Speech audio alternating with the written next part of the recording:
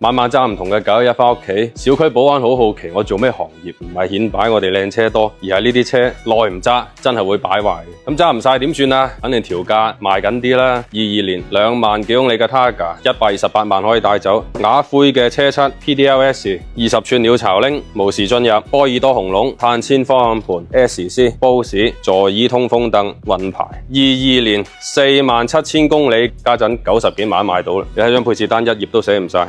145萬幾嘅呢個車，除咗冇揀真皮內飾，其他乜都揀晒㗎啦。號鈴係後改嘅，原裝係前19後20，連 ACC 自適應巡航都選埋啊！911有幾部有呢樣嘢？米數大啲，平啲買咯，95萬8。新收嘅卡雷拉 S 高功，20年2萬8公里，又係揀咗大鈴，佢仲要襯埋個啞灰籠，幾千公里嘅貨。24年117萬8，配置單揀到150幾萬嘅普卡，都可能係廣東在售唯一有前橋提升嘅992，90升油箱都揀埋，甚至連補胎膠同埋氣泵都選埋，7嚿水，走去雲南先咁遠收翻嚟嘅車。23年6000幾公里嘅貨，120萬收翻嚟，而家賣呢啲價1198，配置單都接近150萬㗎啦。咩 SC 紅龍 Bose 齊晒，大鈴有揀到，最大賣點就係年份新，公里數少，其實仲有第6部嘅，不過車主就冇揸嚟。22年3萬公里，104萬8，仲加埋隻咁浮誇嘅大尾翼，審美上就唔符合我哋標準㗎啦。不過車我睇過仲係靚嘅，想睇嘅我隨時一個電話，部車出現喺你面前。